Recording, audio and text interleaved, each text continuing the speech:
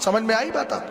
तो जहां ताबई है वहां कामयाबी है, और जहां तब है ताबई देवबंदी भी हक पर नहीं। लोग कहते किसी के पीछे भी नमाज पढ़ लो। मैंने कहा आपके दिमाग ठीक है भाई?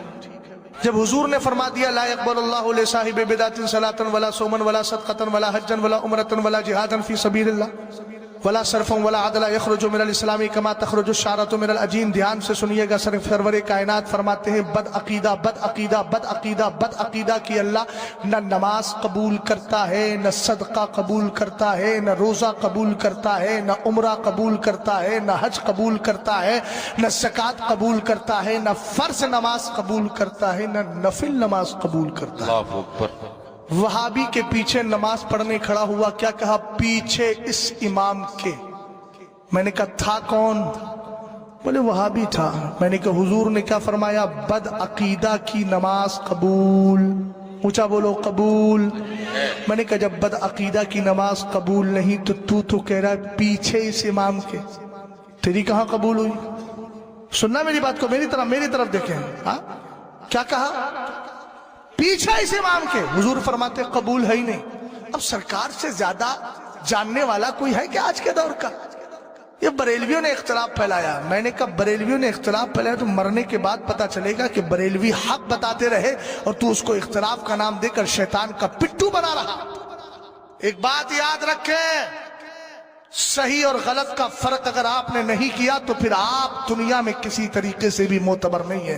यार सड़े हुए सेब को, अच्छे सेब को हर आदमी अलग अलग बताता है कि नहीं बताता है? किसी ने मुझसे पूछा था वहाबी और सुन्नियों में फर्क क्या है? मैंने कहा जो नबी को जिंदा मानता है वो सुन्नी हुआ करता है, जो नबी अलैहिस्सलाम को मुर्दा कहता है वो वहाबी हुआ करता है, जो कहता है नबी अलैहिस्सलाम से विसाल के बाद मदद मांगी जा सकती है वो सुन्नी है, और जो ये कहे मरकर मिट्टी में मिल गए माअज़ल्लाह उनसे मदद नहीं मांगी जा सकती वो वहाबी है। अब मैं आपसे पूछना चाहता हूं, जरा सीने पे हाथ रख के बताइएगा, अगर आपको बाप से सच्ची मोहब्बत है, भाई बात ना करें, मेरी बात को ध्यान से सुने, अगर सच्ची बात बोलने का आपके अंदर मिजाज है तो फिर एक बात सुनिएगा। ये जनाब बैठे हुए हैं, इनका एक शख्स ऐसा है जो इनके बाप को गालियां देता है, और एक ऐसा है जो इनके बाप से मोहब्बत भरी बातें करता है, उनसे प्यार करता है। बताओ, आपसे पूछ रहा हूं, आप दोनों को बराबर समझोगे? ऊंचा बोलो, दोनों को बराबर समझोगे? हर किस नहीं समझोगे।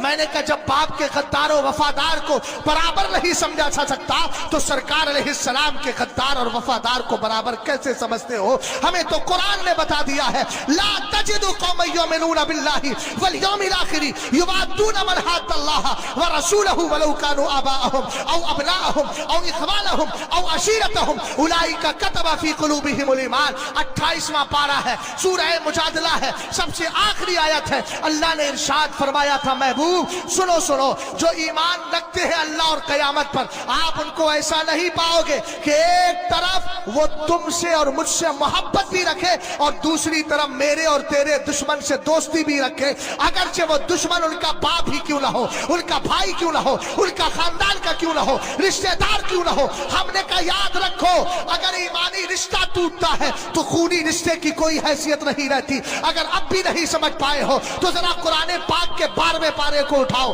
हजरत नूह का बेटा सगा बेटा था, लेकिन जब हजरत नूह के साथ कश्ती में सवार नहीं हुआ, अल्लाह रब्बुल इज्जत की बारगाह में आपने उसके लिए दुआ की। कुरान ने कहा इन्नहु लैसा मिन अहलिक, वो तेरे घर वालों में से है ही नहीं। हमने कहा बेटा उनका था, लेकिन रब ने मना फरमा दिया। इससे समझ में आ गया ईमानी रिश्ता जब तक जिंदा रहता है तभी तक खूनी रिश्ता बाकी रहा करता है, और जिस दिन ईमानी रिश्ता टूट जाता है खूनी रिश्ते की कोई हैसियत नहीं।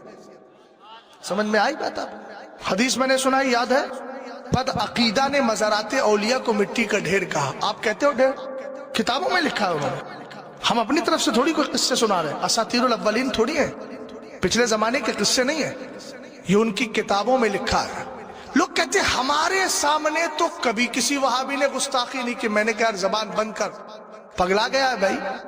तू ये चाहता है कि जो नबी की तौहीन तेरे सामने करे तो उसी को वहाबी समझेगा? सुने, मेरी तरफ देखे, मेरी तरफ मिसाल देके समझा रहा हूं। ये भाई साहब सफर करके आए, बंबई में काम करते थे, गांव को आ रहे थे, सवारी नहीं मिली, उसने वही हाईवे पे उतार दिया। बेचारे बड़ा सा बैग डाल करके आ रहे हैं।